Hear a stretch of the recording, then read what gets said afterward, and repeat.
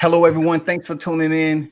This is World Combat Sports. I have the pleasure of speaking with the one and only Mr. David McWater, Split T Management. How you doing, sir? Good. How are you? Thanks for having me. Hey, I appreciate you stopping through once again. First and foremost, congratulations. It's been a hard road. This is not your first champion that you have on deck, but I'm pretty sure it's your first four-belt champion. Is that correct? Yes, it is definitely my first four-belt champion. There's only been a few of them ever for anybody.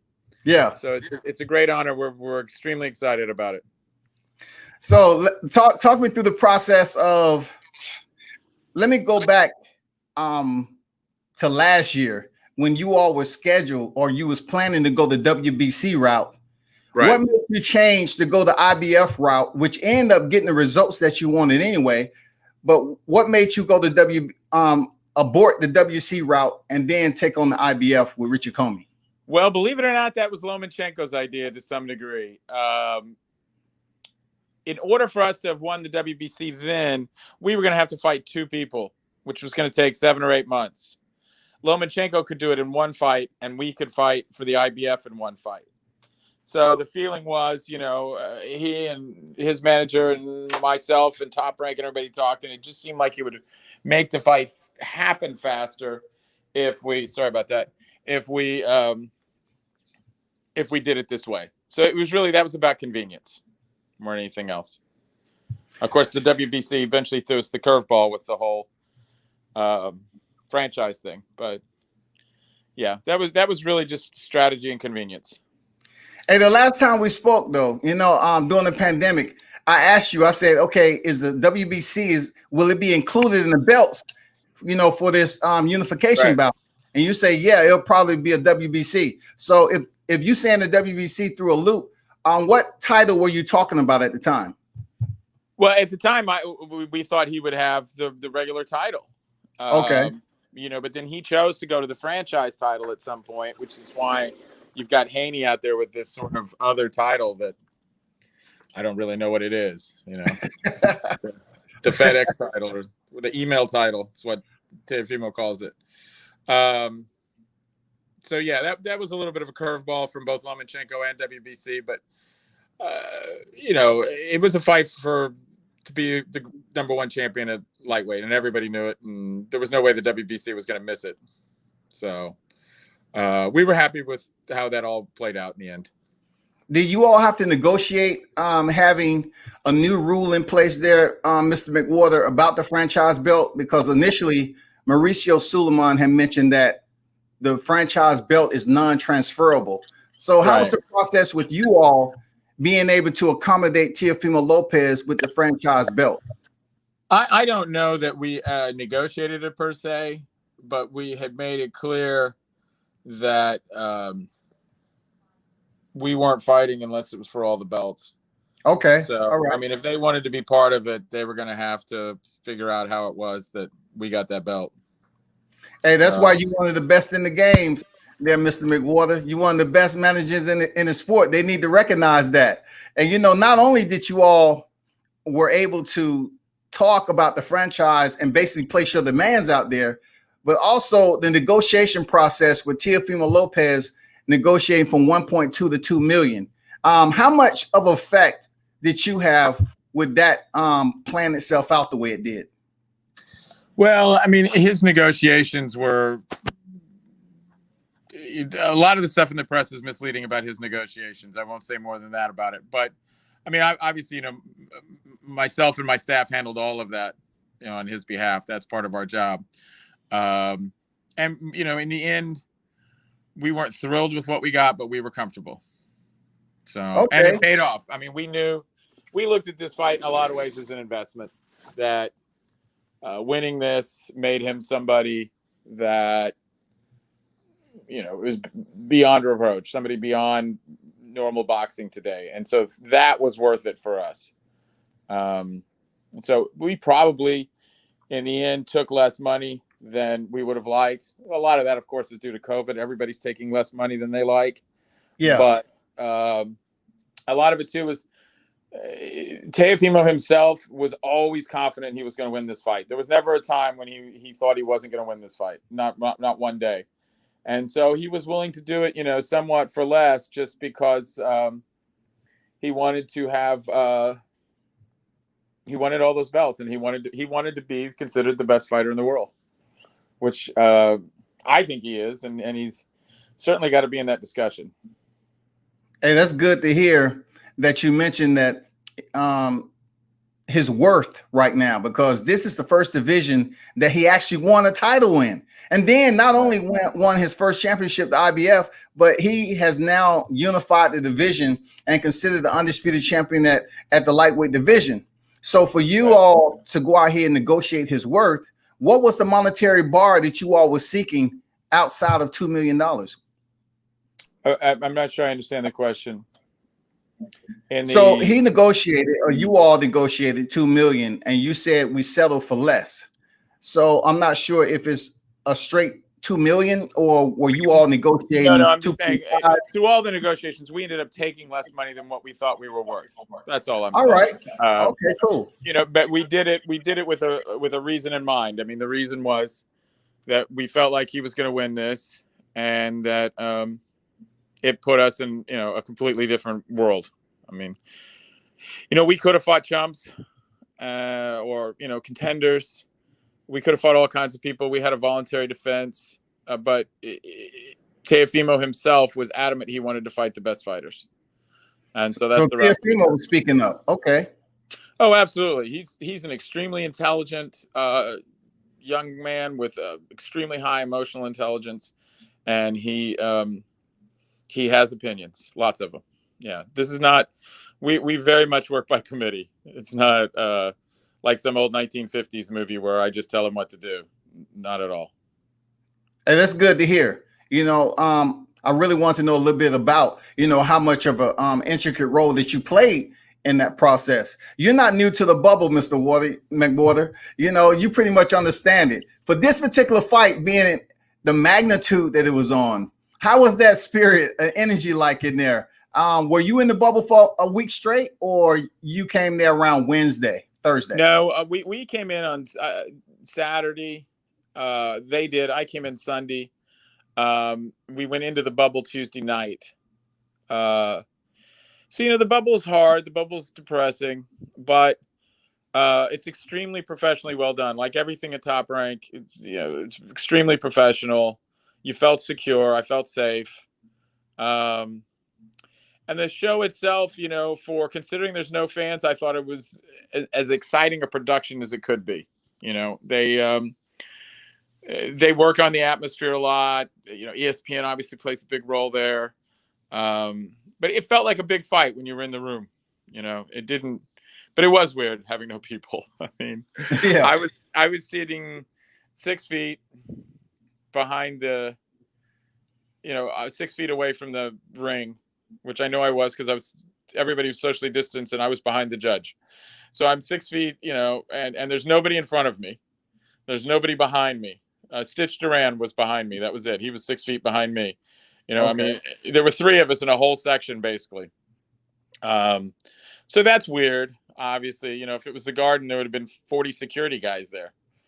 But it is what it is. And I commend Top Rank really for their work on the bubble, which you do feel secure in there. Like once you're in the bubble, you feel like you're not going to catch COVID, which is obviously a concern for all of us. For some of these athletes, it could run their whole careers. For some of the older guys like me, it could run our whole lives. Hey, good point.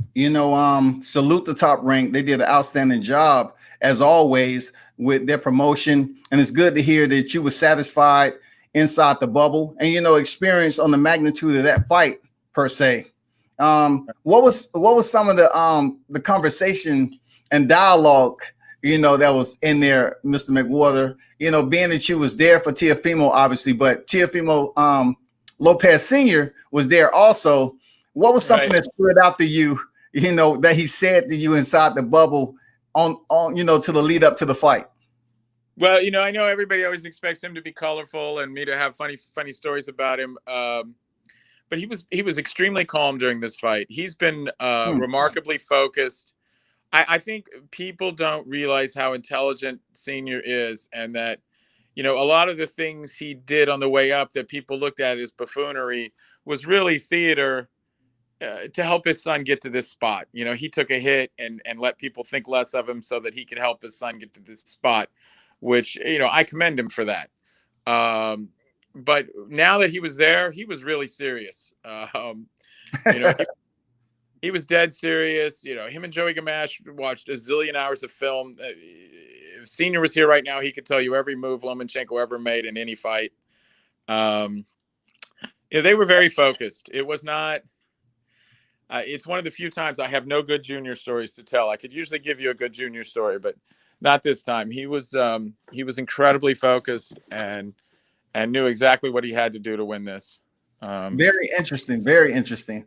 You know, Joey Gamache, right? Wasn't he a former trainer of Vasily Lomachenko? So I bet that was kind of weird at times, huh? Whenever you all came to the weigh-ins or whatever. You know, he worked with Lomachenko for his first 2 fights. And we really never saw those people. You know, I know his manager, Egus, obviously, because, you know, we'll loan people for sparring and stuff. And his cut man is a dear friend of mine, Russ Amber, one of the nicest guys in boxing. So, you know, when we would see them in the hallways, we'd say hello, but they were in a different wing of the bubble than us. So I don't even know if Joey ever saw them. At the weigh-in, only 2 people could go on stage. So it was Junior and I, and we were on separate sides of the bubble for that, you know, until they got up there. So, you know, Joey was with him for their first 2 fights. Whoever he fought first in Salido, you know, as part of the team, helping Anatoly. And then he was gone. So it's been several years. And we didn't actually know that when we hired Joey. We hired him because we thought he would be the best possible assistant for Junior. But it turned out to be a huge added bonus that, you know, he also had been around the Lomachenkos and knew what he was doing. But we hired Joey, I think, before the Comey fight. I know we did before the Comey fight. And he's been very helpful. He's... him and Junior get along fabulously, and they're both film nuts, you know. So every time I walk in over there, they're watching film and talking about film, and so, you know, I think that in that way too, he's a really good influence, and, you know, because it's easy to watch and learn. It's you know, from video. I think it's even easier if you have somebody to discuss it with, and that's true whether it's a boxing match or a movie or whatever. You know, if you can talk about it with somebody afterwards, there's always, you know, if you watch a movie tonight by yourself, it won't be the same as watching it with somebody else, because afterwards you'll talk about the movie and they'll have picked up some nuance that you didn't, right? Like, you know, that was really their uncle or whatever, you know. And it's the same in boxing, you know. And those 2 guys, they both have great eyes for the ring, and I think they really help each other by being able to discuss the film they just watched and knowing, you know, they feed off each other. It's a great relationship. Sound. I mean, that's, you know, I was pretty, you know, curious about, you know, that whole entire, you know, matrimony leading up to this fight. You know, being he did have a history, you know, with training Lomachenko. Now we know for the first 2 fights. So therefore, you know, for you, Mr. McWater, you know, once the first half of the fight began, and you saw the lack of activity from Lomachenko, what were you saying to yourself? Like, you know, could you believe he was putting away all these rounds and just being so inactive? Right. You know, when the first round happened, I thought it was a strategy. I thought Lomachenko thought he wouldn't be conditioned enough, and that he could tire him out. Which to myself, I thought that's a mistake, because, you know, like for Nakatani, he had nowhere near as good a camp. He had a tear in his Achilles heel when he went in there, and he went 12 rounds and did a backflip afterwards. So, you know, hard to say that the kid was tired, right? So I felt like he would be ready for anything, but I also didn't want Teofimo to fall into that trap. But, you know, Teofimo hit him a couple of times that round really hard. And I feel like, so then the second round, third round, and after a while, I think he realized his footwork wasn't going to work on Teofimo. There were a couple of times he did like one of his little shifts, and, you know, he was supposed to be behind you, and Teofimo was already there. He was. his reaction time is tremendous. His eyesight, he breaks things down. The world happens much slower for Teofimo Lopez than it does for you or I. And so I felt like, he had this plan, Lomachenko, going in, and slowly started realizing, oh, none of that's going to work. And so, he gave away. He lost the first 7 rounds. Ward and these other guys can say whatever they want, but that's just lunacy. Yeah. Three judges and CompuStat all said he lost the first 7 rounds and the 12th. So I think you could feel pretty confident he lost at least 8 rounds. And then the 9th, 2 of the 3 judges thought he won the 9th. But the only rounds that are competitive are the 8th, 9th, 10th, and 11th. And I feel like everybody wants to give Lomachenko those rounds because they were competitive, but, he was supposed to show up and fight. Correct. It's like he's getting a bonus because he blew off 7 rounds of fighting and then decided to fight for 4 rounds. And so they're like, well, he has to get those because now he's doing better. Well, no. Before he didn't do shit. So I feel perfectly comfortable with Julie Letterman's card, who I've always said is the best judge in boxing. But it could easily be 11-1. It's only not 11-1 if you give him every round where he chose to compete. And I don't think that you can. He did on CompuStat in the 8th through the 11th outland him. But of course, anybody watching that fight can tell you Lomachenko's punches were nothing like Teofimo's. A lot of those are pitter patter and stuff like that. And, I thought the 8th, 9th, 10th, and 11th were very competitive rounds. The 11th I gave Lomachenko easy. I thought he definitely won the 11th. But the 8th, 9th, and 10th were really competitive. But yeah, I think anything from 8-4 to 11-1 is a legitimate card, and that's what they all were. I see where Kellerman's saying it's 6-6 to 8-4. I don't know what crack pipe he's smoking. There are a handful of people like that. Hey, do you think they was just being corporate that night? It's no way. I think that they felt like Lomachenko was a big deal. But they should be thanking us. This kid will be a much bigger star than Lomachenko ever was. He's got the whole package. He's got personality. He speaks English. He's Latin. Yep. He's just the whole package. I think his star will be 10 times what Lomachenko's was. Lomachenko was a great fighter. Don't get me wrong. The guy was a great fighter, but he was never, outside of his cult following of skinheads and white nationalists and whatever else the hell, you read these comments online. There's so many racial overtones from the Lomachenko supporters that I've stopped reading them. But I guess he has a rabid following with those people, but so does Donald Trump. So yeah, and it's okay for to give Lomachenko a bit of accolades to his boxing career. He deserved it. A 2-time gold standard, right. 3-division champion. But when it comes down to it, in his first division where he won a world title, it wasn't a pound for pound guy who he beat. You know what I'm saying? Right. Teofimo Lopez went in there and beat a top pound for pound guy. Well, and I think also everybody's always like, oh, he's the fastest person to win a title and all this stuff. And yes, he was. But because he fought, he fought tons of sort of pro fights. The World Series of Boxing, it's always been debated whether or not those should be counted as pro fights. And he fought a bunch of those. Yeah. He fought 400 amateur fights. But, if you go by age, all the European fighters that come here, or the Eastern European fighters especially, fight bigger fights early because they've had so much more amateur experience. But if you go by age, he was in between his 2 Olympics when he was Teofimo's age. He had never even sniffed a pro fight. He had won a gold medal. I'm not saying he was a stiff or something, but at 23, he hadn't done anything like what Teofimo's done. The world is littered with gold medalists. Not to detract from what they did, but there's gold medalists all over the place in boxing that don't become stars. And that's all he was then, was a gold medalist. So this kid's, Teofimo just barely 23. He turned 23, just a couple of months before the fight. So, he's by far the youngest person to have all 4 belts. It's remarkable how there's guys on the Olympic team older than him. Our Olympic team this year. There'll be tons of guys. In fact, my guess is if you took the average age of all the boxers in the Olympics this year, half of them will be older than Teofimo. True. And I want to ask you this too. I could have sworn that Lomachenko lost in the Super Series, didn't he? or something like that once, and it didn't go on his record. They didn't want to include the Super Series bouts or something. I'm not sure if he lost. I think it was different rules for the Super Series. Either Lomachenko's camp did not want those fights to be recorded as professional fights, even though everything about the rules and regulations were intact with the professional ranks. I don't think he lost one, but I'm sure they did object to it. And frankly, I did with my guys too. Of course, the Americans got destroyed in that World Series of Boxing thing because we were just so much younger. But, at the time, all of those kids were told these would not go on their pro record.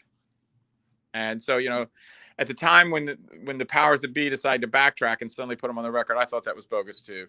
And for Lomachenko, who's clearly was somebody that was invested in his legacy and everything, I think winning that title early in his career meant a lot to him. And so I would see where he wouldn't want those 7 fights included. But I don't think he lost one. I could be wrong, but I don't think he did. He might not have lost one. I think they was complaining. They may have been complaining. That's stand corrected. Complaining about not having it on his professional record anyway. Right. So his first fight as a professional wasn't truly his first fight. But I digress. I'll move away from that. I want to talk about like after the fight there, Mr. McWater, when it came down to the moment, the decision is announced and everything. What was a highlight moment, in celebration of getting those titles? The whole thing was just incredible. Of course, I saw it coming because I'm sitting there watching all the rounds. So, I knew the minute they said unanimous decision that we were okay, because if we got robbed, it was going to have to be some kind of majority decision or, some nonsense. There was okay. I mean, and I'm not just saying this because people are picking on her, but I do believe Julie Lederman's the best judge. And I have always said at fights that, whatever Julie's, because I overrate my guys. I know that. Everybody does. You're rooting for somebody, you give them an extra round or two, right? And so I've always said, well, whatever Julie's card is, that's right. And if she had came back and said this was 7-5, I would be questioning myself right now. Yeah. And so, they read off the first card, which was 8-4. And I turned to Joey Gamache, and then they said, and Julie Lederman has it. I turned to Joey Gamache, and I said, whatever this score, I said, I think 8-4 is bogus. I thought he had won more than that. I said, but whatever this card is, I'll live with it. And then they're like 119, 109. I'm like, that's 11-1. And she nailed it. So, I was never in doubt that we were going to win. And definitely once they said unanimous decision, I knew we'd won.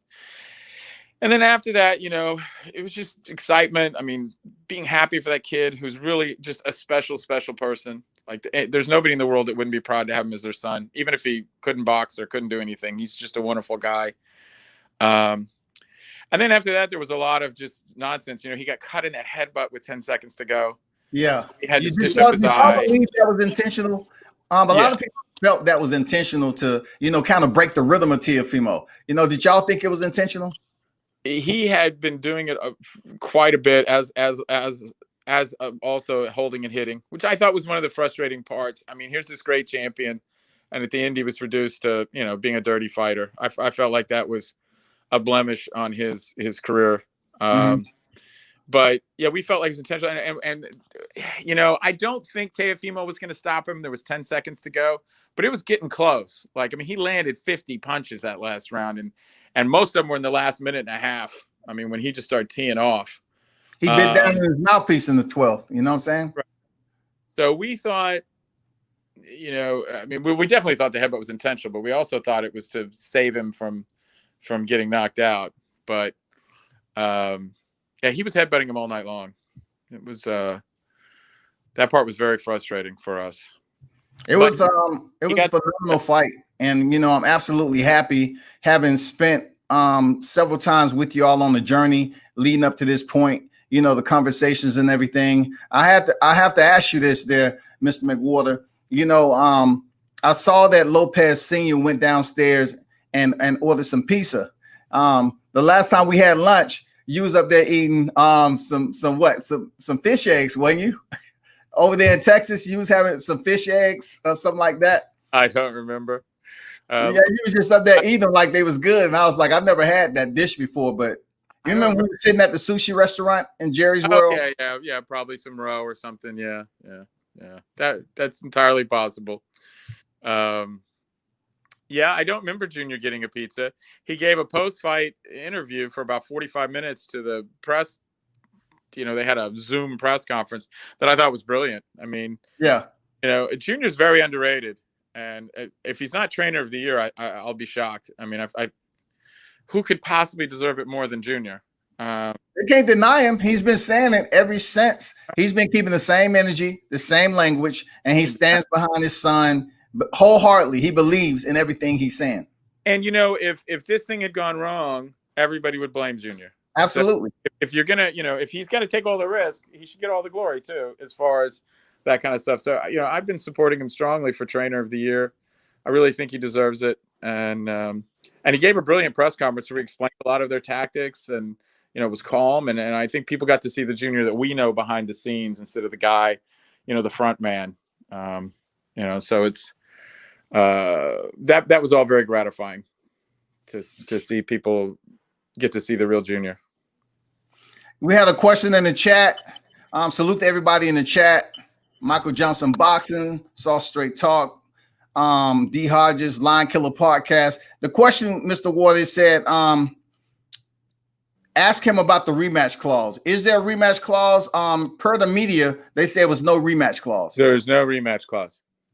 And what brought that about? I know Bob Arum had mentioned that he don't believe in rematch clause.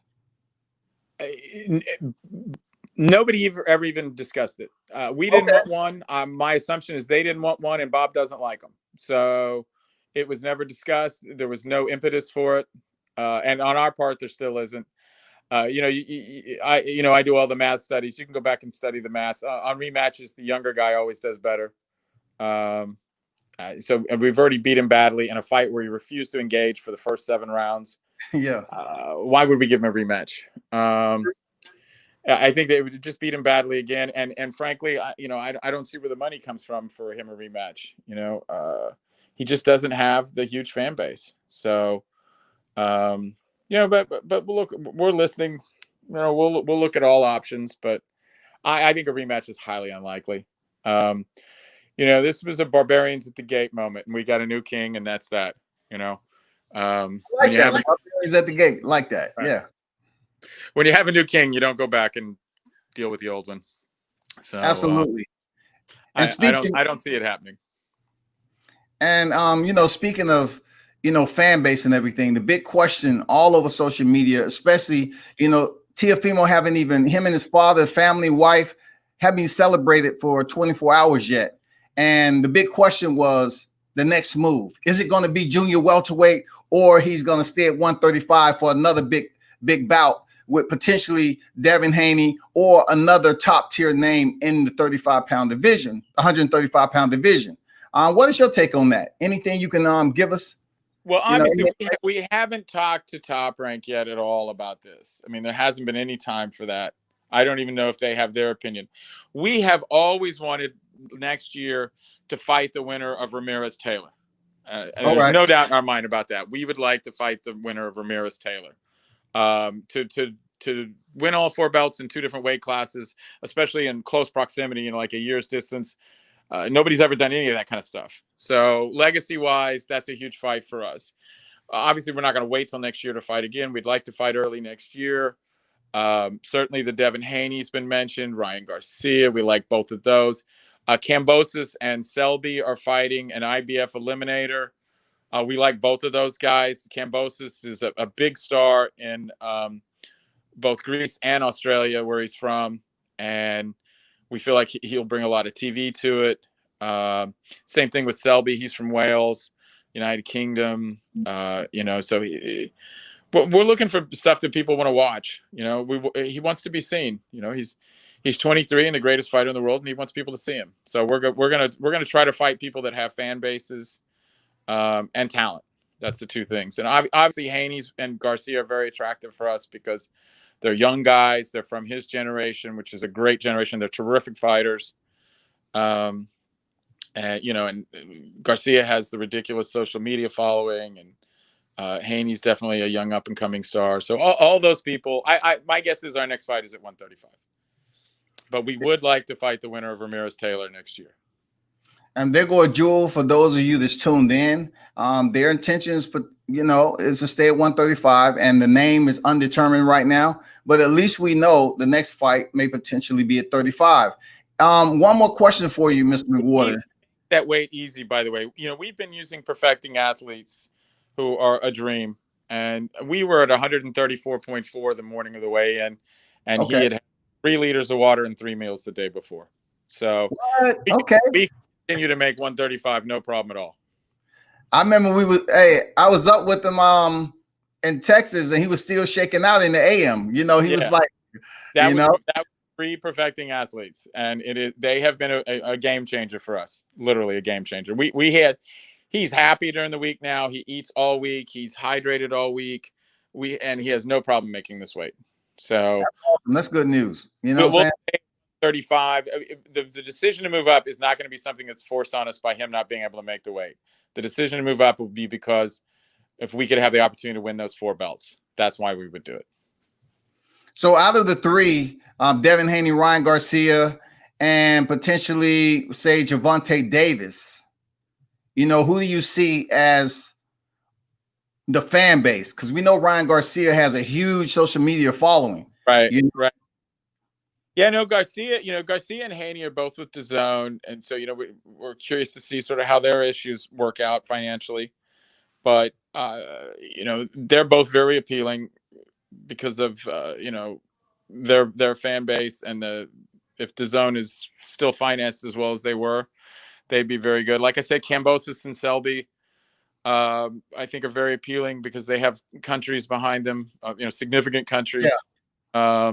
Would that be in their backyard, our backyard? I don't know. I mean, ideally, if I had my way, and nobody does during COVID, if I had my way, he'd fight every fight the rest of his career at Madison Square Garden. All right. I got you. We would he is the consummate New Yorker in a lot of ways, and he belongs here. People love him here. The Garden is the greatest venue in the world. Obviously we made an allowance and, fought, not made an allowance, but we fought in Nevada this fight because what else were we going to do? But I think this fight would have been even, imagine it at the Garden, right? Oh yeah. So if I had my way, yeah, he'd fight the rest of his life, every fight in the Garden. I don't know if I will or not. I don't know what this winter is going to bring, if we're going to have a big upsurge in COVID. I don't know. Nobody knows. Clearly the president doesn't know. So, we'll see. But the question an international flight is scary for us right now.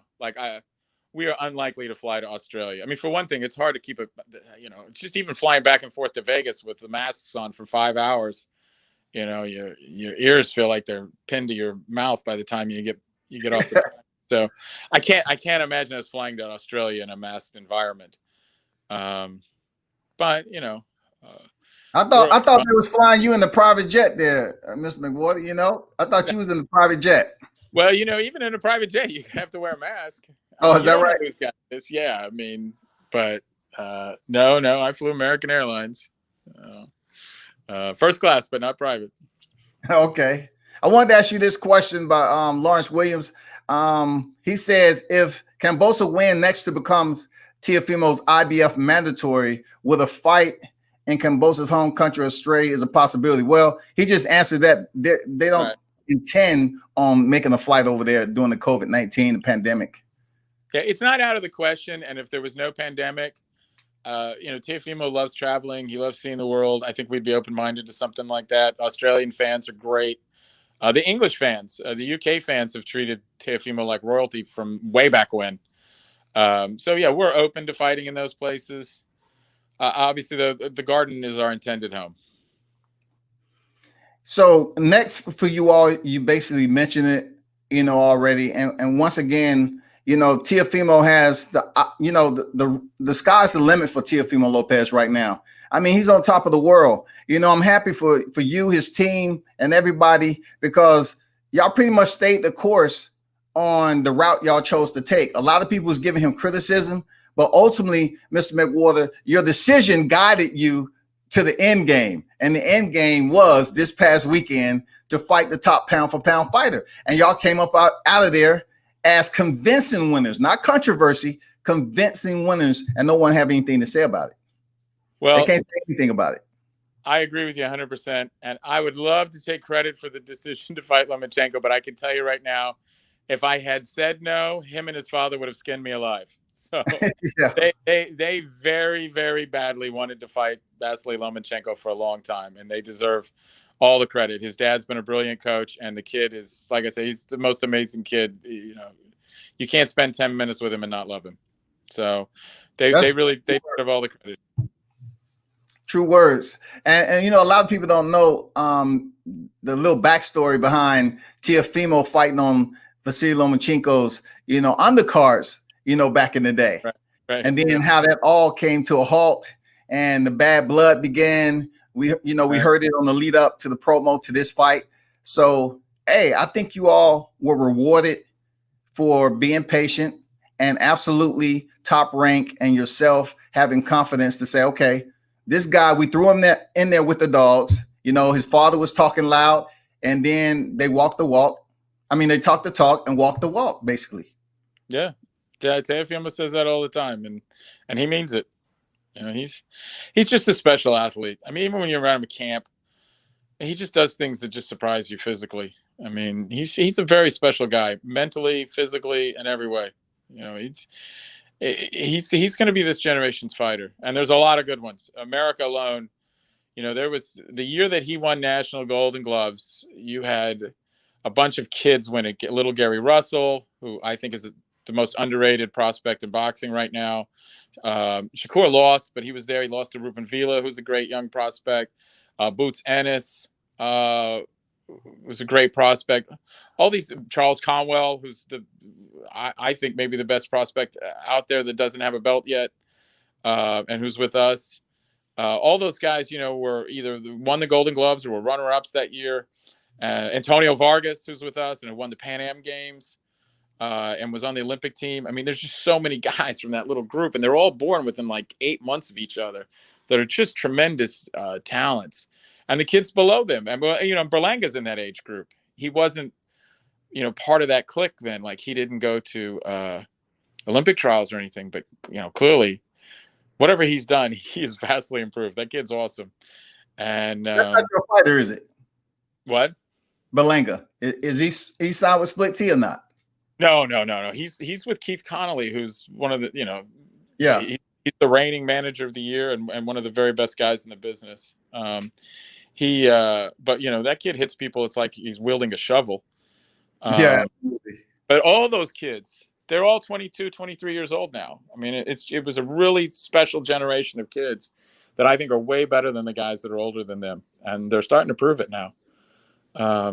So, and I probably left a few of them out. There's some I'm not thinking about, but those are, that's a special generation of kids. And Teofimo realizes that. Yeah. So, you know, we look forward to the next, Mr. McWater. We look forward to the next. Definitely, I hope they're able to basically open up. You know, I see the live gates are pending. You have Gervonta Davis and Leo Santa Cruz. That's right. You know, trying to do a partial live gate, and then also Errol Spence and Danny Garcia. Do you believe that some Top Rank will start, you know, implementing in 2021 or at the end of this year to start a live gate? I think Top Rank would love to do that, and I think they will at some point. I don't think they're going to do it until it's safe and until they feel like they can protect people. Okay. I think Aram and Jacobs and all those guys are going to put safety first. All right. And which I agree with them 100% on. It's, you know, this is all horrible. You know, everybody's lost tons of money during this. I've had most of my businesses closed, you know, since March. But you know, it's better than people dying. So it is what it is, and I feel confident that Top Rank will be smart and professional about this and do the right thing. Well, you know, you didn't grow up with a spoon in your mouth, Mr. McWater. You know what it's like to grind it out and make it to the top. So I wish you nothing but the best in recovery. You know what I'm saying? No, thank you. I know that story's out there, but it's just to correct the record. It's really my parents that grew up in poverty. I grew up very middle class. My parents were wonderful, and worked hard. They both, through miracles, got to college and then worked for the government. And so I did not have a difficult upbringing at all, but my parents did. And their story is the one that should really be out there. They were amazing people. Conwell Loco Sports said Abraham Supernova will be the next split T champ. You may be right about that. He's, we would like him and Eric De Leon and Charles Conwell at least to get 2021 shots. I mean, I also feel like Antonio Vargas could. Antonio Nieves is always sort of in the mix. We still get calls for title fights for him.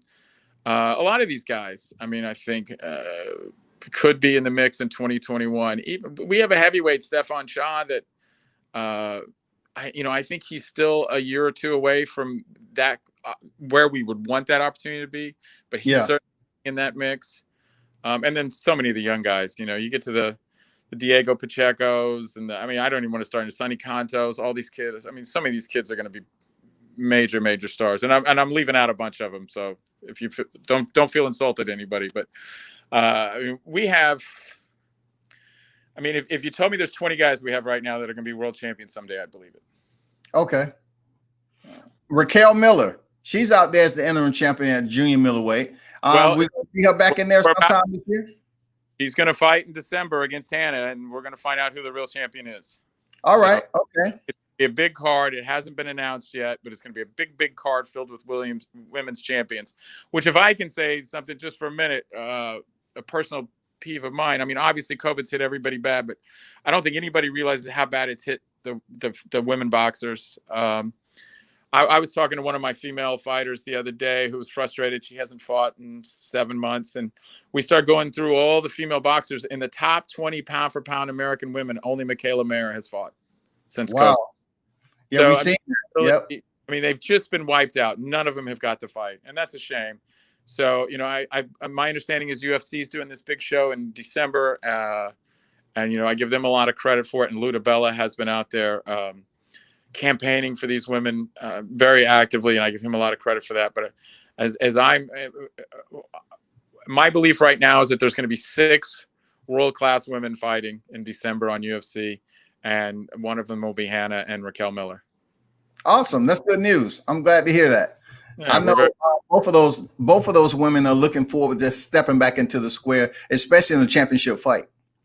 Well, and by the way, another guy that we think could be a world champion again next year is. If those 140 guys give up their belts, if they don't fight Teofimo, if they go to 47, those belts will be open, and we would love to see next summer a Baranchik-Zepeda rematch of the fight of the year, fight of the decade. Of course, title. And I like Ivan in the rematch. I mean, he should have won this one. He's very Ivan. He's very much the beast, and he just kind of let it go there. But he's a great talk about a great person. That's a great person too, and I expect him to be. And I'll tell you another one. We've got Gene Kitroff and Ivan Golub. They're both guys I could see getting title fights in 2021. Kitroff right now could fight for any of the 68s for the title. He just needs a break. We've also, and we've got Willie Monroe and Ray Robinson, who I think could get title fights. And if they get them, I know they'll take advantage of them, but hard to get them for them. Nobody wants to fight a talented southpaw. We have a lot of guys just run from those two guys like you wouldn't believe. I've been hearing that. Hopefully that kind of switches up next year once the current, in boxing picks up. I think 2021 might be it. I think 2020 people are just so optimistic about, going all in, with these matchups. I don't know, these boxing cards. Right. Well, I hope it happens. I'm still nervous about COVID. I won't lie to you, but I hope all that happens. And even the woman, the female boxer you mentioned, Michaela, she actually caught COVID, and then she had to come back and fight. So it's real. Oh yeah, no, it's definitely real. It's definitely real. Hey, it's been a pleasure. I'm gonna let you go. I know you're a busy man. Hey, I want to tell you from the bottom of my heart, absolutely appreciate the interview you gave me during the pandemic, and also today, post Teofimo unification in the lightweight division. Salute to you, his family, for y'all success. It's been a pleasure. You know, the time I did have to follow you all on the journey, you know, it was special to me because, like I told you last time, I appreciate your professionalism. I enjoyed the time when we ate lunch a couple of times in Texas and the other place. And I learned a lot that day. You know, you was up there talking all nonchalant as you do, you know what I'm saying? Very approachable person. Right. And everybody that's tuned in, you know, be sure to check out the amount of fighters that David McWater has to his roster. You have like what, over what, 50, 60 fighters now? We think it's 87. I'm not exactly sure though. 87 fighters. Okay, yeah, so it continue to rise, man. But yeah, thank you for having me, and hopefully we'll all be on the road again soon. Yeah, salute. And once again, thank you very much. It's been a pleasure from World Combat Sports. Thank you.